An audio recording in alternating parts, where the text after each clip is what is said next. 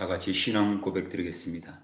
전능하사 천지를 만드신 하나님 아버지를 내가 믿사오며 그 외아들 우리 주 예수 그리스도를 믿사오니 이는 성령으로 잉태하사 하사 동령녀 마리아에게 낳으시고 본디오 빌라도에게 고난을 받으사 십자가에 못 박혀 죽으시고 장사한 지 사흘 만에 죽은 자 가운데서 다시 살아나시며 하늘에 오르사 전능하신 하나님 우편에 앉아 계시다가 죄로서 산자와 죽은 자를 심판하러 오시라. 성령을 믿사오며 거룩한 공예와 성도가 서로 교통하는 것과 죄를 사하여 주시는 것과 몸이 다시 사는 것과 영원히 사는 것을 믿사옵나이다. 아멘. 오늘 하나님의 말씀은 베드로후서 1장 12절에서 21절 말씀입니다. 베드로후서 1장 12절에서 21절 말씀 다 같이 천천히 합독하시겠습니다.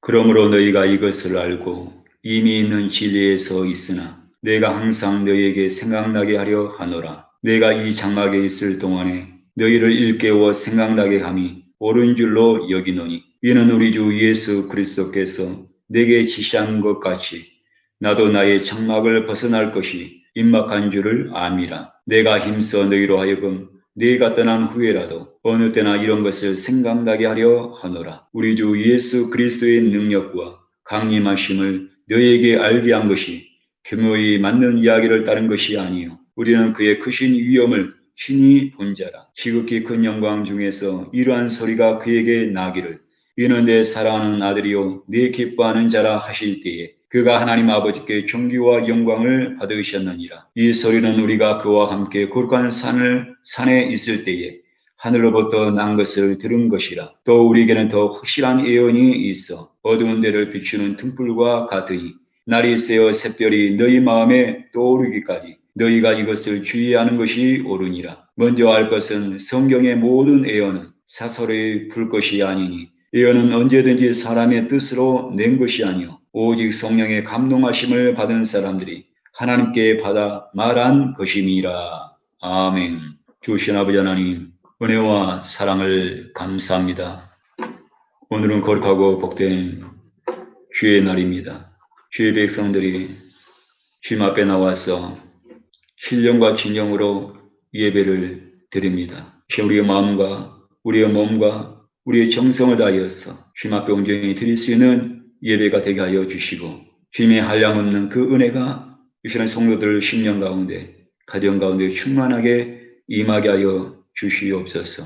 코로나로 인하여서 부득이하게 하나님의 성전에 나가지 못하고 가정에 모여서 함께 예배를 드리고 있습니다. 두세 사람이 모인 그곳에 나도 너희와 함께 계시겠다라고 말씀하신 주님께서 이 시간에 저희들 가정 가운데 예배 가운데 임재하여 주시고 시간 운행하여 주시고 역사하여 주시옵소서. 이 시간에도 우리의 있는 모습 그대로 주님 앞에 나왔습니다. 우리의 모든 죄와 허물을 이 시간에 사하여 주시고 정결케 하여 주시고 거룩하게 하여 주시옵소서. 십자가의 보혈의 은혜로 역사하여 주시옵소서. 성령님을 인정하고 환영하고 모셔드리고 의지합니다. 성령께서 이 시간에 함께하여 주시옵소서. 저국 대한민국을 긍휼히 여겨주시고 이곳 스페인 땅을 하나님께서 함께하여 주시옵소서. 전 세계적으로 코로나 바이러스가 속히 소멸되게 하여 주시옵시고 치료제와 그리고 백신이 개발되시도록 하나님께서 은혜를 더하여 주시옵소서. 하나님 아버지 속히 하나님께서 응답하여 주셔서 우리 모든 성도들의 삶이 정상적으로 아버지 이루어 주시도록 하나님께서 도와주시옵소서.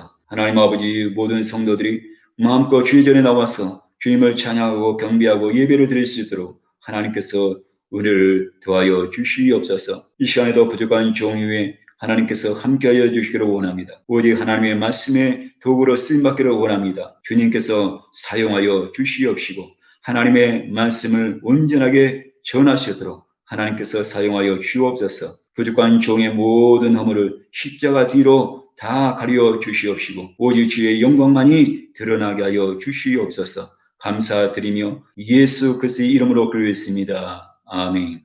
할렐루야. 우리 가족과 함께 인사드리겠습니다. 예수님이 이 자리에 함께하고 계십니다. 아멘. 다시 한번 믿음으로 고백하겠습니다. 좋은 일이 일어납니다. 우리 모든 성도님들 가정 가운데 우리 자녀들 가운데 주님의 놀라운 그 은혜와 축복이 함께 하시길 예수님 이름으로 축원을 드립니다. 저는 오늘 본문 말씀을 중심으로 해서 목자의 마음, 이 같은 제목으로 은혜를 나누고자 합니다. 베드로는 자신의 죽음이 다가오고 있음을 알 수가 있었습니다. 13절을 보면 내가 장막에 있을 동안에 있습니다. 그리고 14절 중반절을 보면 나도 나의 장막을 벗어날 것이 임박한 줄을 알미라고 했습니다. 장막은 성경에서 육신을 말합니다. 이 세상에서의 삶입니다. 장막을 벗어난 것은 우리의 죽음을 의미하는 것입니다. 고린도후서 5장 1절을 보면은 만일 땅에 있는 우리의 장막집이 무너지면 하나님께서 지으신 집, 곧 손으로 지은 것이 아니요 하늘에 있는 영원한 집이 우리에게 있을 줄 아느니라고 했습니다. 베드로는 자신이 육신의 장막을 벗어날 일이 가까이 왔음을 알았고 그가 어떠한 죽음을 당하게 될지 잘 알고 있었습니다. 요한복음 22장 18절 보면 내가 진실로 진실로 내게 이르노니 내가 젊어서는 스스로 띠띠고 원하는 곳으로 다녔거니와 늙어서는 내 팔을 벌리리니 남이 내게 띠띠우고 원하지 않는 곳으로 데려가리라. 부활하신 주님께서 베드로에게 하신 말씀입니다. 이 말씀은 베드로가 장차 앞으로 어떻게 그가 순교를 할지 말씀하신 것입니다. 자신의 죽음을 안다는 것은 중요합니다. 그런 의미에서 암은 정말로 고통스럽지만은 또 한편으로 보면은 나쁜 것만은 아닌 것 같습니다. 평생 하나님의 종으로서 목회를 하시다가 암으로 인해서 주님의 부르심을 받은 그런 주의 종들이 많이 있습니다. 암에 걸리면은 격리할 시간, 준비할 시간이 있습니다. 이 세상을 떠나기 전에 정리할 것 깨끗이 정리하고 살면서 서로 소원했던 그런 사람, 그런 관계가 있다라면은 그런 것들도 이제 풀고 주님 앞에 서기 전에 회개할 것 회개하고 주님을 만날 준비를 하는 시간을 갖게 됩니다. 그러나 갑자기 어떤 사고로 죽게 되면은 이런 시간을 가질 수가 없습니다. 베드로는 순교가 가까이 왔음을 알고 교회와 그리고 성도들에게 그런 신앙의 권면을 하고 있는 겁니다. 오늘 성경의 그 말씀 보면은 노 목자의 그 마음과 성도들을 사랑하는 그 애정이 잘 담겨져 있습니다. 첫 번째로 말씀을 기억하라고 말씀하고 있습니다. 12절을 보면 그러므로 너희가 이것을 알고 이미 있는 진리에 서 있으나 내가 항상 너희에게 생각나게 하려 하노라. 13절을 보면 내가 이 장막에 있을 동안에 너희를 일깨워 생각나게 함이 옳은 줄로 여기노라. 그리고 14절을 보면 내가 힘써 너희로 하여금 내가 떠난 후에라도 어느 때나 이런 것을 생각나게 하려 하노라. 12절부터 14절까지 보면은 이런 반복적으로 나오는 단어가 있습니다. 생각나게 하려 함이라. 생각나게. 성도들은 이미 진리에 선 사람이라고 했습니다.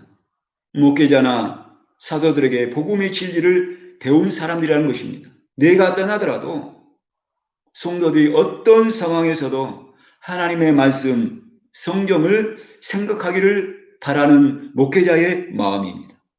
약속의 말씀을 기억하고 그 말씀을 묵상하라는 것입니다.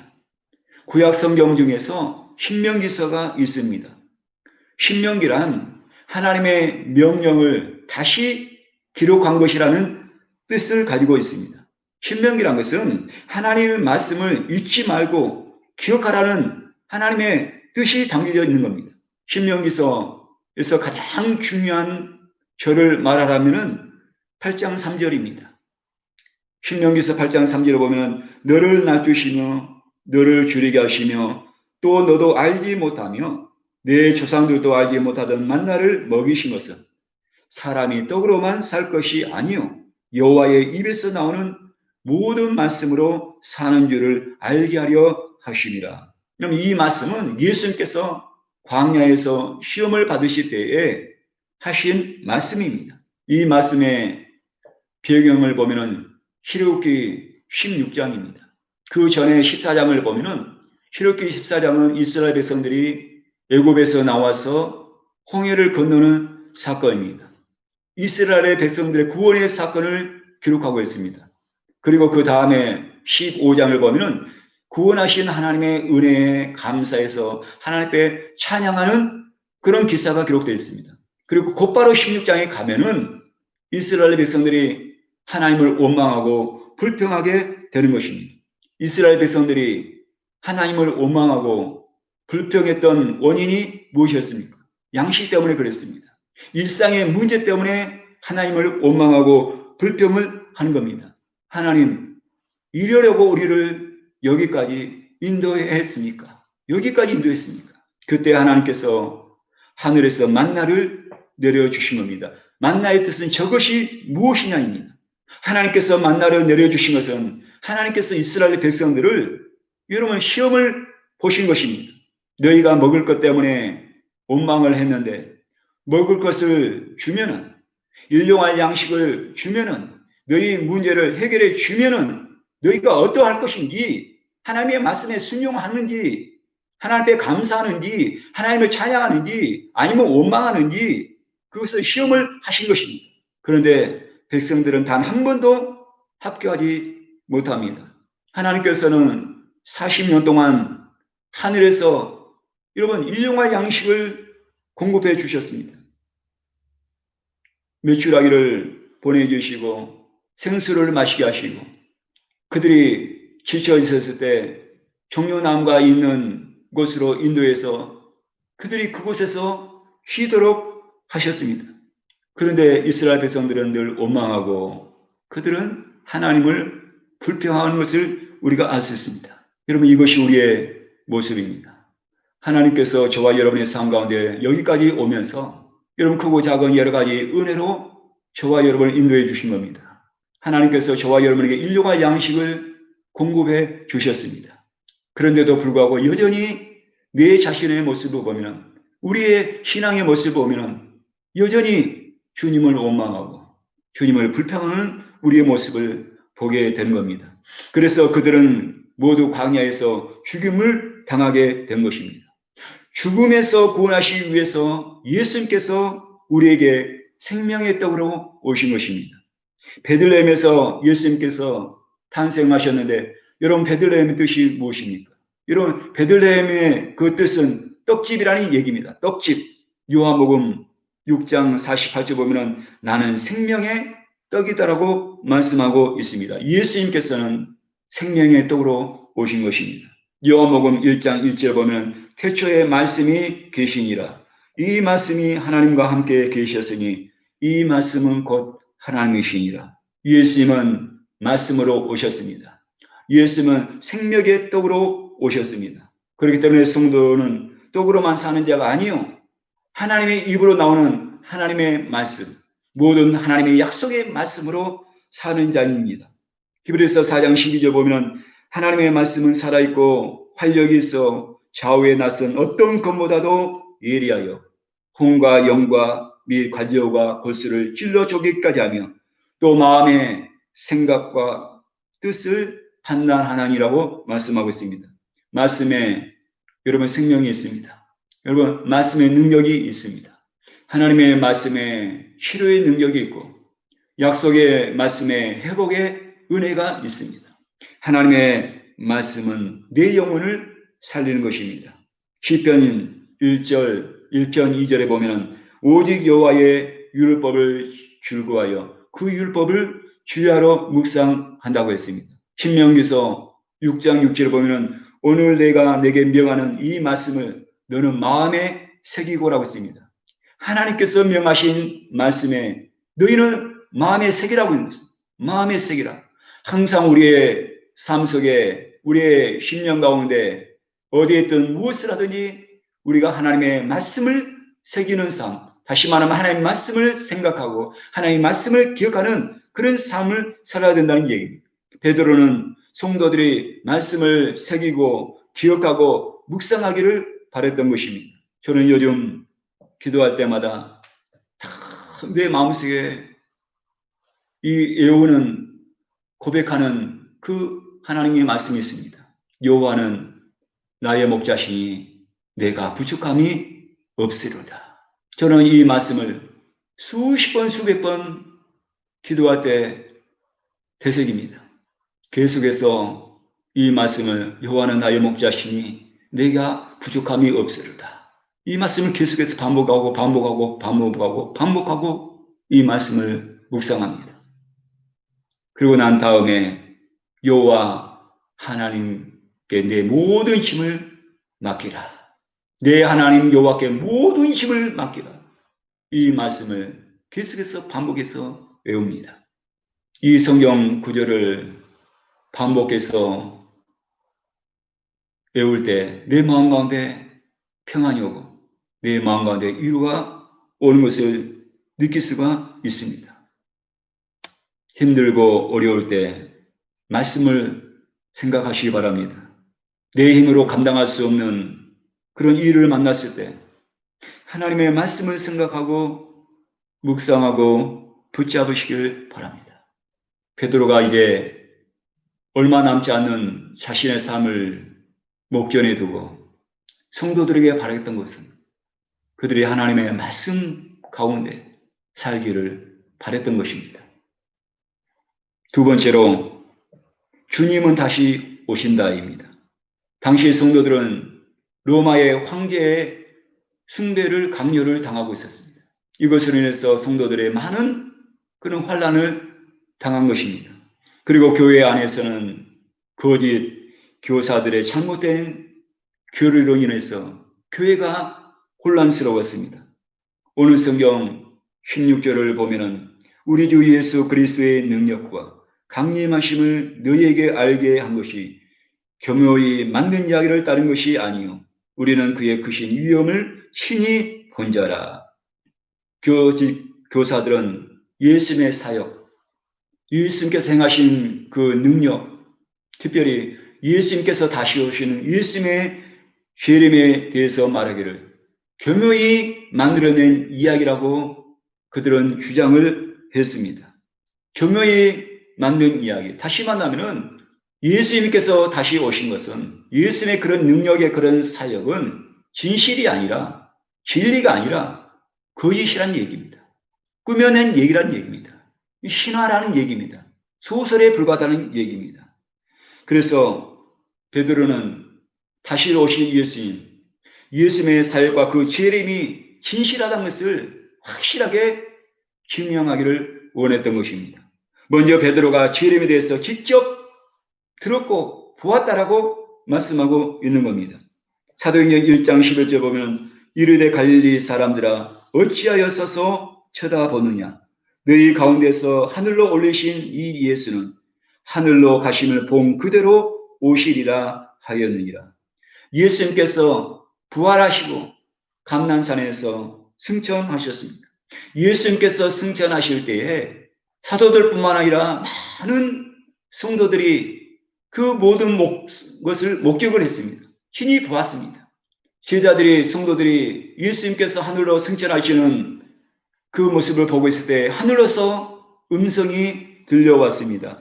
하늘로 올리신 이 예수는 하늘로 가신 본 그대로 오시리라. 예수님이 다시 오신다는 것입니다.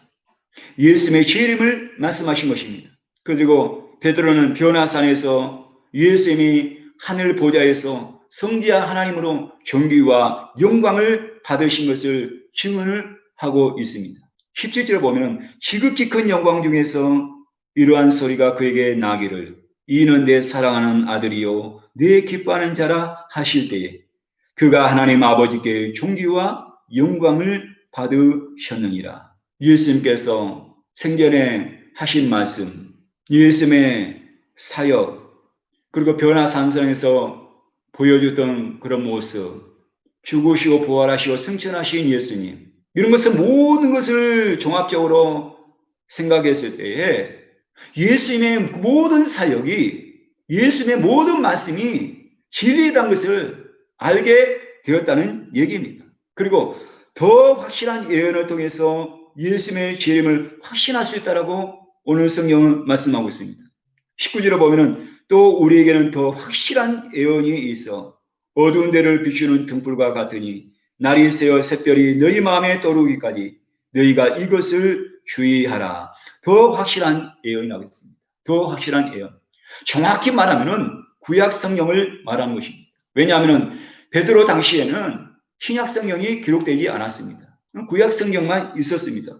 더 확실한 예언, 성경, 하나님의 말씀을 의미하는 겁니다. 그런데 성경, 하나님의 말씀은 먼저 어두운 데를 비추는 등불과 같다고 했습니다. 어두운 데를 밝히는 등불과 같다. 여러분, 하나님의 말씀은 우리의 더러운 마음, 부패한 마음, 제약된 세상을 비추는 그런 등불과 같습니다. 시편 119편 105절에 주의 말씀은 내 발의 등이요 내 길의 빛이니라고 했습니다. 시편 19편 8절을 하반절에 보면 여호와의 계명은 순결하여 눈을 밝게 한도다. 하나님의 말씀은 저와 여러분의 눈을 밝게 한다고 했습니다.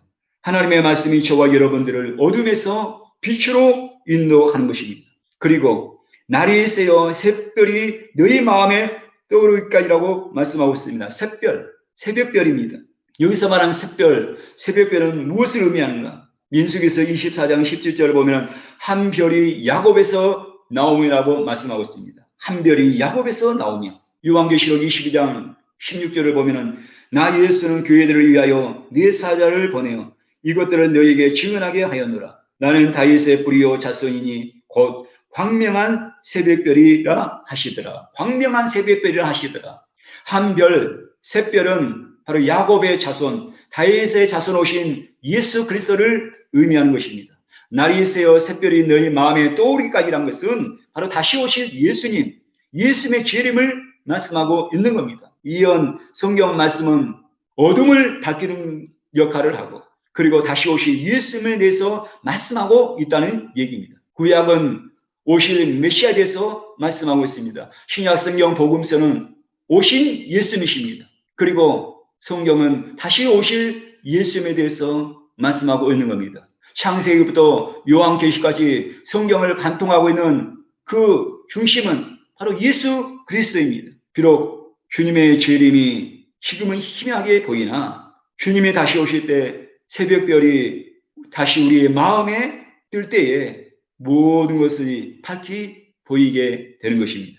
고린도전서 13장 12절 보면 우리가 지금은 거울로 보는 것 같이 희미하나 그때는 얼굴과 얼굴을 대하여 볼 것이요 지금은 내가 부분적으로 하나 그때는 주께서 나를 아신 것 같이 내가 온전히 알리라. 그렇기 때문에 베드로는 말씀한 겁니다. 샛별이 떠오르기까지는 이 말씀을 해석하는데 주의하라고 말씀하고 있는 겁니다. 조심하라는 겁니다. 주님이 왔을 때 모든 것이 분명하게 확실하게 우리에게 보여주는 것입니다. 그 전에는 특별히 우리가 예수님의 재림에 대해서 우리의 종말에 대해서 얘기할 때 주의하라고 우리에게 말씀하고 있는 겁니다. 사사라이 풀지 말라고 얘기하고 있는 겁니다. 오늘 성경 20절에서 21절 보면 먼저 알 것은 성경의 모든 예언은 사사라이 풀 것이 아니니 예언은 언제든지 사람의 뜻으로 낸 것이 아니오 오직 성령의 감동하심을 받은 사람들이 하나님께 받아 말한 것이니라. 여러분, 우리가 예수님께서 언제 오실지 정확한 시간은 우리가 알 수가 없습니다. 그러나 중요한 것은 예수님은 반드시 다시 오신다는 얘기입니다. 그것이 성경에서 우리에게 말씀하신 내용입니다. 결론을 말씀드리겠습니다. 초대교회 당시나 지금이나 성도가 유의할 것이 있습니다. 첫 번째로는 하나님의 말씀이 우리의 신앙의 중심이 되는 그런 신앙이 되어야 된다는 얘기입니다. 오늘은 종교개혁주의이기도 합니다. 종교개혁의 핵심 모토 중에서 하나가 오직 성경입니다. 오직 성경, 솔라 스크립투라, 오직 성경입니다. 종교개혁을 통해서 성경이 다른 언어로 번역이 되기 시작했습니다. 그리고 성경이 보급이 됩니다. 그리고 오늘날 저와 여러분의 모든 가정에게, 우리 모든 성도 개개인에게 성경 하나님의 말씀을 우리가 소유하게 된 겁니다. 여러분, 하나님의 말씀을 우리가 간직하고 하나님의 말씀을, 성경을 내가 소유하고 있다는 것은 기적입니다. 이것은 놀라운 영적인 여러분 축복입니다. 그런데 오늘날 많은 성도들은 이 하나님의 말씀 성경을 소유하고 있는 것에 대해서 그 가치와 그 축복을 많은 분들이 모르고 믿음 생활을 하고 있는 것을 보면 너무나 안타깝습니다. 하나님의 말씀을 가까이 하지 않습니다. 하나님의 말씀을 읽지도 않습니다. 하나님의 말씀을 항상 가까이 하시는 여러분들이 되시기 바랍니다. 최소한 1년에 성경 1독은 하셔야 됩니다. 창세기부터 마지막 요한계시록까지. 여러분, 하나님의 말씀을 가까이 하시는 여러분 되시기 바랍니다. 코로나로 모든 상황이 힘든 가운데 있습니다. 하나님의 말씀을 생각하고 여러분 기억하시는 여러분 되시기 바랍니다. 하나님의 말씀을 묵상함으로 그 말씀을 통해서 위로와 용기와 힘을 얻으시기를 바랍니다. 그리고 예수님께서 반드시 다시 오신다는 것입니다. 그 시간은 우리가 알 수가 없습니다. 그래서 베드로는 주의하라고 말씀하고 있습니다. 그러나 중요한 것은 주님은 반드시 오신 겁니다.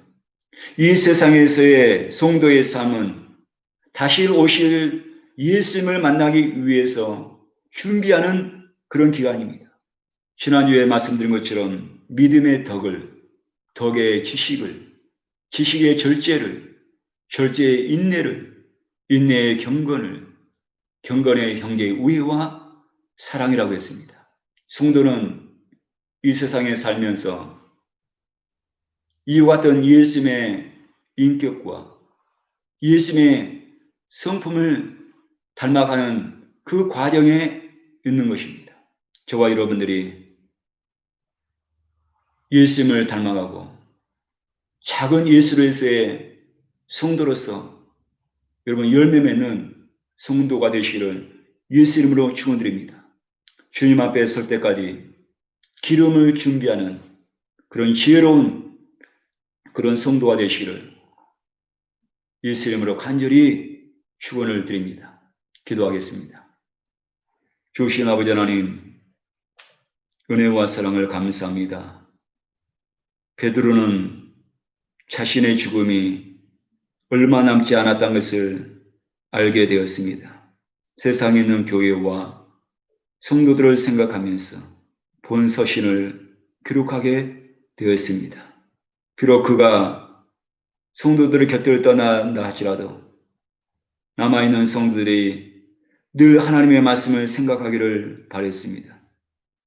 하나님 말씀을 생각하고 기억하고 하나님 말씀을 붙잡고 승리하는 삶을 살기를 원했습니다. 힘들고 어려워 시질 때, 낙심하게 될 때, 길이 없어 보일 때 우리가 하나님의 말씀으로 돌아가게 도와주시고 하나님의 말씀을 붙잡고 나갈 수 있는 우리 모든 성도들이 되게 하여 주옵소서. 하나님의 말씀이 내 영혼을 살리는 겁니다. 하나님의 말씀이 내 육체의 모든 질병도 치료를 합니다. 하나님의 말씀에 회복의 능력이 있습니다. 하나님의 말씀을 통해서 위로와 용기와 힘을 얻을 수 있는 성도들이 다 되게 하여 주시옵소서. 그리고 예수님이 다시 오신다는 이 신앙도 흔들리지 않게 도와주시고 다시 오실 그 예수님을 우리가 바라보며 우리가 하루하루 삶을 헛되이 보내지 않게 도와주시고 우리가 예수님의 그 삶을, 인격을, 성품을 닮아가는 우리 모든 성도들이 다 되게 하여 주시옵소서. 지혜로운 다섯 처녀처럼 주님을 만날 날을 바라보며 준비할 수 있는 우리 모든 성도들 다 되게 하여 주시옵소서. 하나님 아버지, 속히 이 코로나가 다 소멸되게 하여 주셔서 우리 모든 성도들이 한자리 모여서 마음껏 찬양하고 경비하고 예배하고 기도하고 말씀을 들을 수 있는 그날이 속히 올 수 있도록 하나님께서 축복하여 주시옵소서. 저들 늘 건강으로 하나님께서 지켜주옵소서. 사랑하는 우리 모든 자녀들 학업 가운데 건강 가운데 축복하여 주시고 우리 모든 청년 대학생들 그리고 우리 모든 성도들 위해 우리 하나님께서 함께하여 주시옵소서. 한 주간을 살아가면서도 주님과 동행하는 그런 한 주간이 되게 하여 주시고 주님께서 붙들어 주시옵소서. 우리의 삶 가운데 은혜 주신 것에 감사해서 이 시간에 11조와 성경을 감사의 의무를 주님 앞에 드렸습니다. 주님께서 기뻐 받아주시고 주님께서 명하여 주시고 주의 선한 삽에 쓰임받게 도와주시옵소서. 사랑하는 모든 성도들 이 어려움에서 하나님의 은혜를 경험하는 시간 되게 하여 주시고 하나님의 그 기적이 우리 모든 성도들 가정 가운데 임하시도록 하나님께서 축복하여 주시옵소서. 지금은 우리 주 예수 그리스도의 은혜와 아버지 하나님의 넘치는 사랑과 보혜사 성령님의 내주하시고 함께하시고 교통하심이 거룩한 주일에 온 가족이 모여서 신령과 진정으로 예배드리는 모든 심령 가운데 건강 가운데 지금부터 영원토록 함께 계실지어다. 아멘. 할렐루야. 모든 영광 우리 주님 앞에 드립니다. 한 주간도 예수 안에서 승리하시 바랍니다. 할렐루야.